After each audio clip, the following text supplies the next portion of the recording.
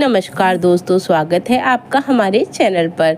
दोस्तों, आज मैं आपको बताने वाली हूँ कि आपको नवरात्रि में यह काम बिल्कुल भी नहीं करना है, जिससे दोस्तों यदि आप यह काम करते हैं तो माता दुर्गा आपके घर नहीं आती हैं। दोस्तों, इस बार नवरात्रि में माता दुर्गा हाथी पर सवार होकर आएंगी। ऐसा माना जाता है दोस्तों कि जब माता दुर्गा हाथी पर सवार होकर आती हैं तो वह बहुत ही शुभ होता है। इस बार नवरात्रि पूरी 9 दिन की पड़ रही है। दोस्तों, यह 9 दिन बिल्कुल गंगा जल की बूंद की तरह पवित्र होंगे। दोस्तों, इस बार नवरात्रि 15 अक्टूबर से शुरू हो रही है और 23 अक्टूबर को समाप्त होंगी। दोस्तों, कलश स्थापना का मुहूर्त 15 अक्टूबर को 11:44 से लेकर 12:33 तक रहेगा। दोस्तों, नवरात्रि का यह पावन पर्व माता दुर्गा को समर्पित है। यह पर्व शक्ति का पर्व है। दोस्तों, शक्ति के बिना संसार अधूरा है। कहा जाता है कि शक्ति के बिना तो महादेव भी अधूरे हैं। यदि दोस्तों नवरात्रि के दिन कोई भी भक्त माता रानी की पूजा आराधना करता है तो माता रानी उससे बहुत ही प्रसन्न होती है और उसका घर धन से भर देती हैं। दोस्तों, नवरात्रि के दिन माता रानी को प्रसन्न करने के लिए होते हैं। इन दिनों हम माता रानी की पूजा आराधना करके माता रानी को प्रसन्न करते हैं और अपने घर बुलाते हैं। दोस्तों, यदि आप इन दिनों अच्छे काम करते हैं तो माता रानी आपसे बहुत अधिक प्रसन्न होती है और यदि आप कोई गलत काम करते हैं तो इससे माता रानी रुष्ट हो जाती हैं और आपको इसका दंड अवश्य मिलता है। मैं आपको कुछ ऐसे काम बता रही हूँ जिसे आप नवरात्रि के दिनों में भूल कर भी ना करें। यदि आप यह काम करते हैं तो आपसे माता रानी बहुत ही रुष्ट हो जाती हैं और आपके घर में बर्बादी शुरू हो जाती है। नवरात्रि के दिनों में भूल कर भी यह चीजें किसी को ना दें। यदि आप यह चीजें किसी को देते हैं तो इससे आपके घर से लक्ष्मी चली जाती है। माता रानी आपसे क्रोधित हो जाती हैं और माता लक्ष्मी आपके घर का त्याग कर देती हैं। तो चलिए दोस्तों, जानते हैं कि वे कौन से काम हैं जिन्हें आपको भूल कर भी नहीं करना है। यदि आप यह काम कर देते हैं तो माता लक्ष्मी आपका घर त्याग देती हैं। दोस्तों, तो वह काम जानने से पहले चैनल को सब्सक्राइब करें, वीडियो को लाइक करें, कमेंट बॉक्स में लिखें जय माता दी। दोस्तों, आजकल के जीवन में उधार लेना और उधार देना बहुत ही आम बात हो गई है। लोग थोड़ी सी जरूरत पड़ने पर किसी से पैसा उधार ले लेते हैं या उधार दे देते हैं। लोग किसी को उधार देते हैं तो वह अच्छे के लिए ही उधार देते हैं और दोस्तों कुछ लोग सामाजिक कार्य करने के लिए लोगों को उधार पैसा देते हैं। परंतु दोस्तों, नवरात्रि के दिनों में ना ही आपको कोई किसी को उधार पैसा देना चाहिए और ना ही दोस्तों किसी से पैसा लेना चाहिए। यदि आप किसी को उधार पैसा देते हैं तो आपके घर से माता लक्ष्मी चली जाती हैं और आपके घर में कंगाली आ जाती है। दोस्तों, माता रानी को समर्पित करने वाली कोई भी चीज जैसे कि माता रानी के 16 श्रृंगार, फल, चूड़ी आदि चीजें किसी को भी उधार ना दें। रानी से जुड़ी पूजा की सामग्री जैसे दोस्तों लौंग, कपूर, कंडा, यह सब किसी को भी उधार ना दें।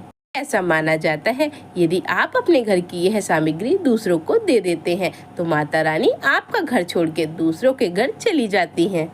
तो आपको उस फल की प्राप्ति नहीं होती जो माता रानी आपको देने वाली थी। दोस्तों, नवरात्रि के दिनों को धन प्राप्ति के भी दिन कहा जाता है। इन दिनों माता रानी स्वयं आपके घर धन की वर्षा करने आती हैं।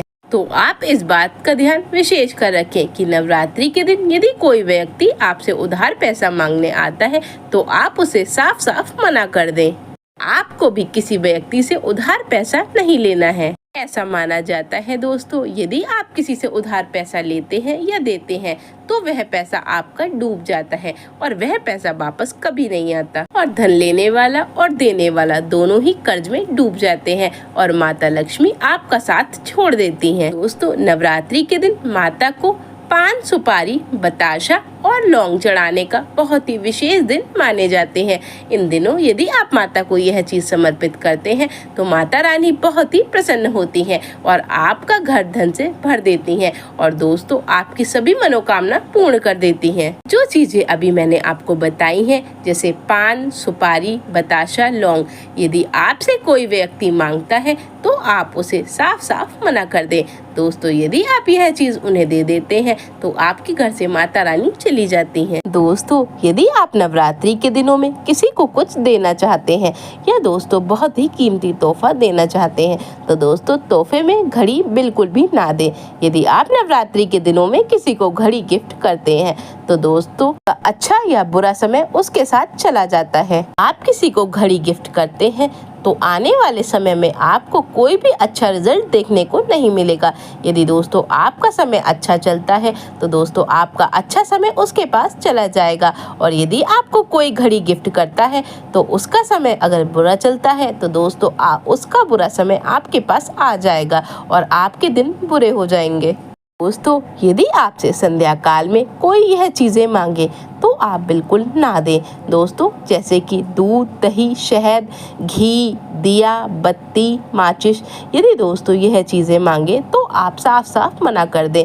यह चीज़ें पूजा की चीज़ें होती हैं दोस्तों, यह सारी चीज़ें देवी माता को समर्पित होती हैं, और यदि आप यह चीज़ें दे देते हैं तो देवी माता आपसे रुष्ट हो जाती हैं और आपके घर से चली जाती हैं। दोस्तों, ऐसे ही आपको नवरात्रि के इन पावन दिनों में दान पुण्य अधिक से अधिक करना चाहिए, और आपको दान पुण्य करते समय इन बातों का विशेष ध्यान रखना चाहिए। दोस्तों, नवरात्रि के दिनों में आपको इन 2 प्रकार के वस्त्र ना तो खरीद के लाने चाहिए और ना ही किसी को देने चाहिए।